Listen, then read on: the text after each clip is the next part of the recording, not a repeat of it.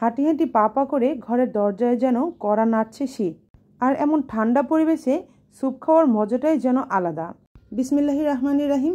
আসসালামু আলাইকুম viewers, welcome to my page and channel alluring byte. আজকে তৈরি করছি চিকেন স্যুপ।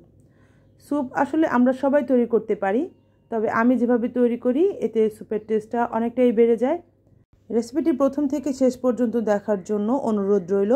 আশা করি আপনাদের কাছে অনেক বেশি ভালো লাগবে। চলুন চলে যাই তাহলে মূল রেসিপিতে। এখানে আমি চিকেনের ব্রেস্ট পিস নিয়েছি, আপনারা চাইলে হাড় সহ নিতে পারেন। আমি এটা দিয়ে আগে চিকেনের স্টক তৈরি করে নিব। তো তার জন্য আমি এখানে দিয়ে দিচ্ছি 1 চা চামচ আদা আর 1/2 চা চামচ দিচ্ছি রসুনের পেস্ট, আর দিচ্ছি 1/2 চা চামচ লবণ। এটা দিয়ে আমি মাংসটাকে সেদ্ধ করে নিব, আর আমার স্টকটাও কিছুটা কমে আসবে। আমি এখানে 6 থেকে 7 কাপ চিকেন স্টকটা তৈরি করে নিব। তো স্টকটা কমে এসেছে, আমি মেপে দেখব কতটুকু হয়েছে। যদি বেশি কমে যায় সাথে আমি এর সাথে পানি অ্যাড করে নেব, আর মাংসটাও আমি খুলে নিব স্যুপের জন্য। এখানে আমি চিকেনটাকে খুব ভালোভাবে খুলে নিয়েছি, আর সাথে কিছু সবজি নিয়েছি। আমি এখানে নিয়েছি গ্রিন ক্যাপসিকাম, ছোট ছোট করে পিস করে নিয়েছি টমেটো, পেঁয়াজ পাতা আর গাজর।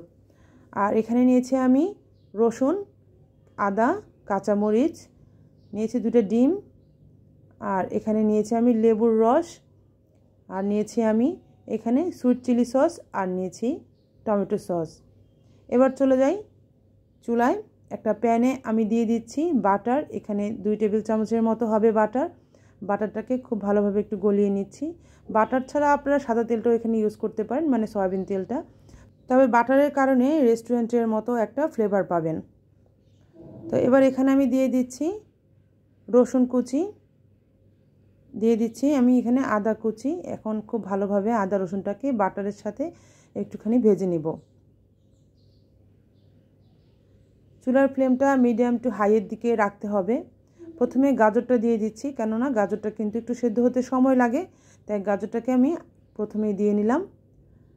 গাজরটাকে আমি একটুখানি ভেজে নেব। গাজরটা একটুখানি ভাজা হয়ে গেলে এরপরে আমি এখানে দিয়ে দিব চিকেনটা।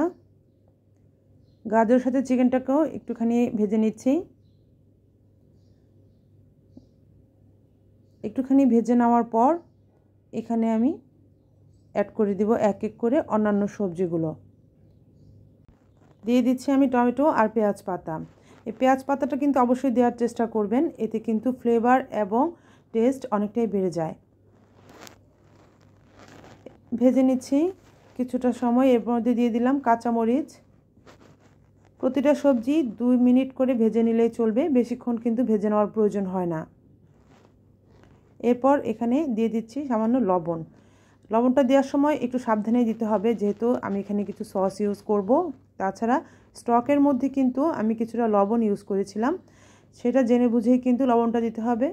এছাড়াও আমরা চাইলে প্রথমে একটু কম করে লবণটা দেওয়ার পরে আমরা টেস্ট করে লবণটা পরে আরেকটু বাড়িয়েও নিতে পারি। তো গ্রিন ক্যাপসিকামটাও আমি এখানে দিয়ে নিলাম। আপনারা চাইলে এখানে রেড, ইয়েলো ক্যাপসিকাম ইউজ করতে পারেন, বা আপনাদের পছন্দ মতো আরও সবজি ইউজ করতে পারেন। এবার স্টকটা দিয়ে নিলাম। চাইলে আপনারা সবজি ছাড়া শুধু চিকেন আর ডিমটা দিয়েও কিন্তু এই স্যুপটা তৈরি করে নিতে পারবেন। এবার দিয়ে দিচ্ছি আমি টমেটো সস। অনেকে স্যুপের সস ইউজ করেন না, তবে সস দিলে কিন্তু এর টেস্ট অনেকটাই বেড়ে যায়। দিয়ে দিলাম sweet chili sauce. Tomato sauce এবং সুইট চিলি সসের রেসিপি কিন্তু আমার চ্যানেলে দেওয়া আছে, লিঙ্কগুলো আমি ডেসক্রিপশন বক্সে দিয়ে দিব, চাইলে আপনারা দেখে নিতে পারেন। এবার খুব ভালোভাবে একটু নেড়ে মিশিয়ে নিলাম। এর মধ্যে এখন দিয়ে দিচ্ছি আমি 1 চা চামচ সাদা গোলমরিচের গুঁড়া, আর দিয়ে দিচ্ছি 2 চামচের মতো টেস্টিং সল্ট। টেস্টিং সল্টটা চাইলে আপনারা এখানে স্কিপ করতে পারেন, তবে রেস্টুরেন্টের টেস্ট পেতে হলে টেস্টিং সল্টটা তখন আপনাকে দিতে হবে। এবার যেই ডিম দুটো আমি নিয়েছিলাম একটু ফেটিয়ে নিলাম, সেগুলো এবার একটু একটু করে ঢালবো, আর আমি স্প্যাচুলা দিয়ে এভাবে করে নেড়ে যাব। অনেকেই স্যুপ তৈরিতে চিকেন স্টক ইউজ করেন না, তো চিকেন স্টকটা ইউজ করে দেখবেন, সেই স্যুপের টেস্টটা কিন্তু অনেক ভালো আসে। কথা বলতে বলতে কিন্তু আমার স্যুপটা অনেকটাই রেডি হয়ে এসেছে। এবার শেষ পর্যায়ে আমি এখানে লেবুর রসটা ইউজ করব।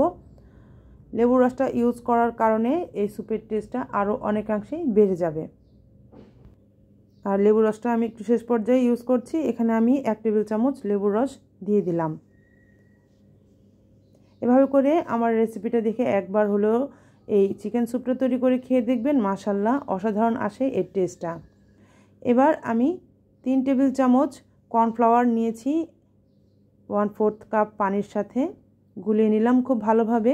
এবার একটু একটু করে না দিব আর আমি স্প্যাচুলা দিয়ে এভাবে করে নেড়ে যাব। কর্নফ্লাওয়ারের কারণে এই স্যুপটার মধ্যে খুব সুন্দর একটা থিকনেস চলে আসবে। আর এই কর্নফ্লাওয়ারের কারণে আপনার স্যুপের থিকনেসটা কতটুকু আনবেন সেটা কিন্তু আপনার উপরেই নির্ভর করবে। তবে আমার কাছে কিন্তু স্যুপটা একটু পাতলা হলেই ভালো লাগে। তো স্যুপটা আমার একদম রেডি। সার্ভিং ডিশে আমি স্যুপটাকে নিয়ে নিচ্ছি। তো আমার আজকের এই স্যুপ তৈরির রেসিপিটি আপনাদের কাছে কেমন লাগলো অবশ্যই আমাকে কমেন্টস করে জানাবেন।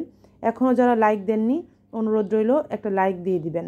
শীতের সময় এই স্যুপটা খেতে কিন্তু বেশ ভালো লাগে। বিভিন্ন ধরনের সবজি আর মাংস দিয়ে তৈরি হয় বলে এই স্যুপটার মধ্যে কিন্তু অনেক পুষ্টি থাকে। আর এই পুষ্টির কারণে ঠান্ডার সময়ে কিংবা শীতকালে আমাদের শরীর গরম রাখতে সাহায্য করে এই ধরনের পুষ্টিকর একটা স্যুপ।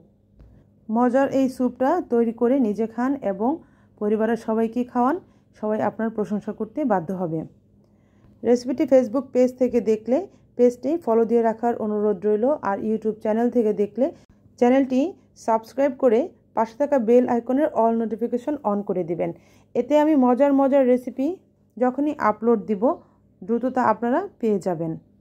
ইনশাল্লাহ হাজির হয়ে যাব নেক্সট রেসিপি নিয়ে। সেই পর্যন্ত সবাই ভালো থাকবেন, সবাই সবার জন্য খুব বেশি বেশি দোয়া করবেন। আমি আজকে বিদায় নিলাম। আল্লাহ হাফেজ। আসসালামু আলাইকুম।